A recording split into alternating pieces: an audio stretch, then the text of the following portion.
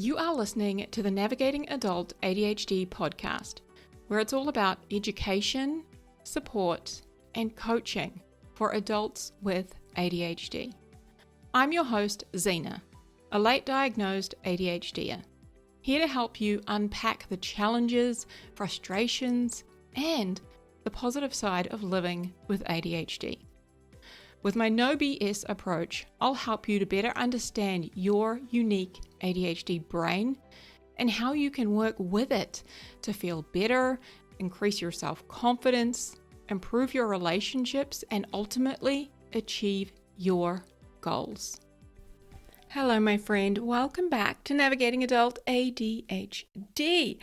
I am so happy we're doing this today. Today we're talking about something that when I learned about it blew my freaking mind. And that is emotional permanence. Wow. All right. Before we get to that though, I've got to tell you something else that is equally as amazing. And that is that I have created a new checklist, which I would have really loved to have had when I was first diagnosed with ADHD, and that is a checklist with 10 things to know and do after an ADHD diagnosis, okay? I know when I left the psychiatrist's office and I was like, wow, this makes so much sense, oh my God, and I got this like 2-page leaflet that was very technical medical jargon about ADHD, and it was very like kind of overwhelming. And I left the office and then I was like, now what? Right? I was prescribed medication, started taking that. That was one hell of a roller coaster. Like that's one of the things I actually talk about in these 10 things that you need to like know and do. So I created a checklist because on this checklist are the top 10 things I would really love to have understood and been told about my brain, about how to work with it, about what's important, what's not, all of that. So I've created it and it's free and you can get it. You can head over to navigatingadultadhd.com/checklist. Okay, so it's the name of this podcast, navigatingadultadhd.com/checklist. All right, I'll also link to it in the show notes because I don't know about you, but I'm probably going to forget that, right? Hi, I've got ADHD. My memory does not remember things like a website address. So, of course, I'll put the link in the show notes for you, okay? So, this episode came about, one, because when I learned this term, it blew my freaking mind, and I have been telling all of my clients and people I've been coaching and supporting about this for a long time. And then I kind of forgot to do an episode on it. Hi. Of course I did. It was in the back of my mind and I had been intending to do it, but then I shared this reel on Instagram, and if we're not Instagram friends, come and hang out, my friend, navigating.adult.adhd, right?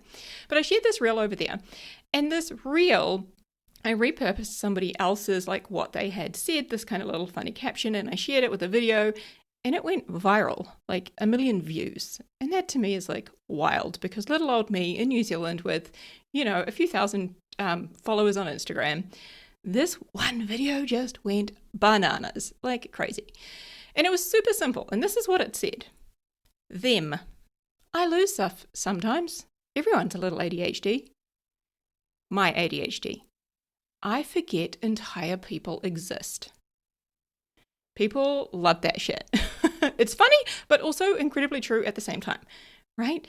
Like other people, of course, everybody like loses stuff sometimes, forgets where they put their keys, or like, you know, can't find their cell phone or their glasses on top of their head. Haha, right? Like everybody does a little bit of that. But when you're ADHD, you take that and you like amplify it. You like turn it up a notch, right? To the point where we quite literally forget entire people exist. Right? And we maybe forget like our family, so we don't contact them for months because we're not seeing them regularly. Whatever it is, friends. So that's what we're going to talk a little bit more about today. So before I give you that, I want you to think about a few questions with me. Do you question whether your friends like you when you haven't hung out with them or talked for a while? Do you kind of question the friendship? Or maybe when you're dating somebody, this has been me in the past, right? When you're dating somebody new and you haven't seen them for a few days, you start to question, like, is that connection, is it real or not? Or perhaps you have a hard time trusting people in your life when they are not around you, right? And maybe It could be like you experience those things, right? But when you're together, everything is great. Like you don't worry about any of that sort of stuff. When you're together, everything is really, really good. Can you relate to that? Because that could be a sign that you are experiencing some challenges with emotional permanence. Now, you may have heard of object permanence, right? When objects are not around us, we forget they exist, right? Very out of sight, out of mind, right? That's one of the classic things we talk about with ADHD. We are very out of sight, out of mind. So object permanence is when that object's not here, I forget it exists. For example, I moved my rebounder. I've got like a mini rebounder in my office. I moved it down to the garage thinking I would, use it more in the garage. Forgot it existed because my partner like moved it to a corner. I didn't even notice it there. Like totally forgot it existed until he was like, "What are you doing with your rebounder?" And I was like, "Oh, that's right. Like bring it back to my office and now I'm using it again." Right? So that is object permanence. So with that, if you're, wanting to read a book and you've bought this like new book, but then you stick it straight on the bookshelf or you stick it in your bedside cabinet and you don't open it, you don't see it, you forget, right? Or there's a hobby or a craft that you wanted to work on, but you've put it away in a cupboard, you forget about it, right? So maybe being tidy isn't so useful all of the time, right? Sometimes it pays to leave things out, especially if there's something you want to do. Like I want to use my rebounder. I want, if I had a guitar, which I don't, but it's an example. If you, are wanting to play the guitar, leave the guitar out instead of putting it away. Otherwise, you're going to forget, right? Now, we do this with people and relationships and with our emotions. So back to object permanence for a moment. It is that thing that babies learn where, say you've got their favorite Winnie the Pooh toy and then you hide it under a blanket and all of a sudden they're like, "Oh, it's vanished. It's just gone." Like magic, right? Whereas it's actually just hiding under a blanket, right? And they don't learn that until they get a little bit older. So emotional permanence is like that, but for feelings, okay? So emotional permanence is how you know someone cares about, loves, or trusts you without them constantly telling you that. And you guessed it, my friend, those of us with ADHD can have some challenges when it comes to emotional permanence, right? We might experience our partner goes away on a trip for the weekend with their friends, and because they're not here and they're not, reassuring us and telling us they love us and connecting with us and kind of, living our normal routine that we have together, we start to question that, or we doubt that, or we forget how real it actually is because it's not there. So take for a moment, it's just like a cocktail, take our out of sight, out of mind, and then you add a dash of emotional dysregulation, and then you sprinkle in some RSD. All right, you've got the out of sight, out of mind, emotional dysregulation, RSD, right? That there gives us the emotional permanence challenges. So another example would be if you were to imagine, right, your partner goes away on a business trip and they're not giving you that positive reassurance that you're used to getting. Like, when you're at home together, they might do stuff in your love language. For example, my partner's gotten really cute at like picking flowers. When we go for a walk, he'll pick a flower and you'll like give it to me, or he'll like tuck it behind my ear. Like little things like that, right? Or hugs. Like my love language is like physical touch. So he's like hugging me, touching me all the time. So when you're not together, right, your partner is away on this business trip and you're not getting that reassurance and that affirmation in your love language. They're not smiling at you. They're not saying, "Hey, I love you. You look beautiful today." Like none of that. Then what can happen is we forget that they like us, or we start to think that there is a problem where there is not a problem. Can you relate to this, my friend? Because OMG, when I learned about this concept, I was like, nail on head. Yes. Like that explained so many of my past interactions with friends and ex-partners and even colleagues. It just explained so much in my brain. I even recognized this. I had an example a few months back, actually. I flew to Wellington. I've got family, Wellington, New Zealand, and I flew down there for a few days. And my partner was back at home, him and the boys, and we FaceTimed. I think I was away 3 nights, and we FaceTimed the first 2 nights and not the third one. And on that last day, because we do this whole like phone-free Sunday thing, so it was on a Sunday, and so I hadn't heard from him all day because he had not been on his phone. And I hadn't heard from him, and then we didn't FaceTime, and my brain got super dramatic, because it just does, right? And it started questioning our entire relationship. And my brain was like, does he still like me? Is this even real? Right? Luckily, I was very aware, like I'm very aware of my brain and the sneaky shit it does, right? But I was very aware of this concept and exactly what was happening. But trust me, left unmanaged, as my brain had been in the past, it was going to go down a very dark path, right? And there would have been, no doubt, a very sleepless night. There probably would have been like me like bombarding with messages, and who even knows? It would have been ugly, right? So why are those of us with ADHD, why are we prone to experiencing this? Well, number one, of course, is emotional dysregulation.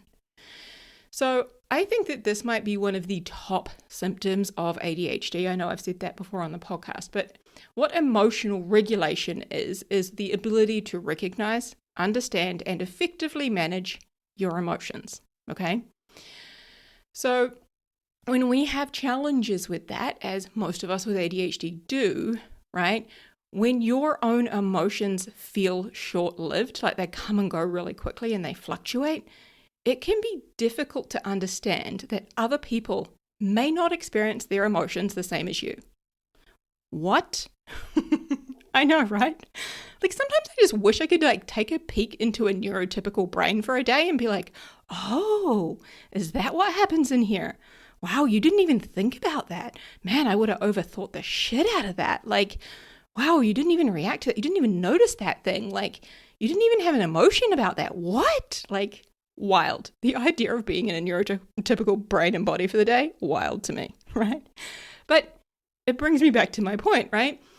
When our emotions can feel kind of all over the place or they come and go very quickly, it's kind of tricky for us to make space for the fact that other people don't necessarily experience them the same way. Like they could be more steady, more calm in their emotions, more centered, right? And another part of the emotional dysregulation is like we often experience high highs, low lows. So we may feel like our emotional connection with somebody else is less permanent and also prone to that same fluctuation, right? High highs, low lows. Another symptom that leads to or kind of contributes to this emotional permanence challenge is working memory. I'm pretty sure I've already demonstrated that a few times today. But working memory is essential, right? Working memory is being able to remember stuff, right? But it's essential in maintaining our emotional awareness in our relationships, right? Like we need to remember the connection that we have with somebody, right? But let's be honest, we forget a lot of stuff, right? So we also forget the connection that we have, like all of our memories together, right? Like how things are when we're together, how we feel together, all of that. Like we just forget that when we're not seeing it, when we're not surrounded by it. Now, this isn't just for romantic relationships. I know I'm focusing a lot on that, but it also applies to friendships. Right? We forget the connection we have with our friends. I'm one of those friends, right? Who I don't have to talk to you for 6 months and the connection is exactly the same as it was when I last talked to you. Like, I love that about so many of my friendships because I'm not good at reassuring because, hi, I've got ADHD and I forget to connect or I forget to like reach out and reply to messages and all of that. And I love those relationships where that's just okay, right?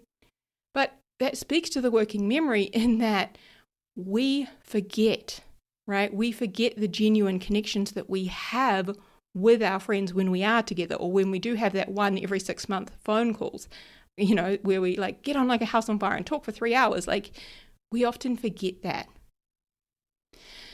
Now, another thing that contributes to this and why this, wow, maybe I'm talking too quick. I'm just very passionate today. But another thing that, you know, leads to why ADHDers are prone to experiencing this is because our ADHD brains are wired for novelty and interest, right? So you might find it hard to keep emotional connections in mind when you're not in front of the person with that connection, right? You're busy thinking about, something else that's interesting and something else that's novel or new. And, your brain is just off doing something else, always looking for that next thing.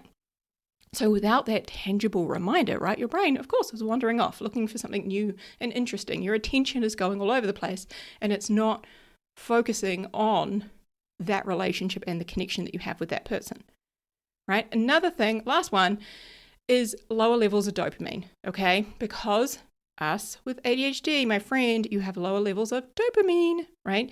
Now, dopamine, I've talked so much about it. I love talking about dopamine. I'm actually teaching, is it next month? I think I'm teaching, in February inside the membership, ADHD Home, I'm teaching dopamine management for the whole month, how to manage and increase your dopamine.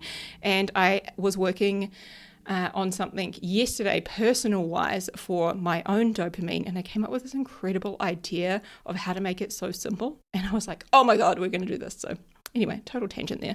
But yes, okay, back to dopamine. So dopamine is a chemical in our brain, a neurotransmitter, right? And it's often referred to as the feel-good chemical in our brain because when we have dopamine in our system, it feels really good. But dopamine is responsible for things like, or not responsible, but plays a big role in things like motivation, feelings of satisfaction, and pleasure and reward, right? When ADHD brains have less of it, we have less of those things, or they fluctuate more. We might have challenges with them, right? So stimulant medication will help to increase these levels of dopamine when it's in our system, but we can do so much in our life to alter these levels. It's wild, right? Okay, can't go down that path. But back to why, how dopamine impacts emotional permanence is when we have lower levels of dopamine and dopamine feels so good and we want it, we go seeking it, right?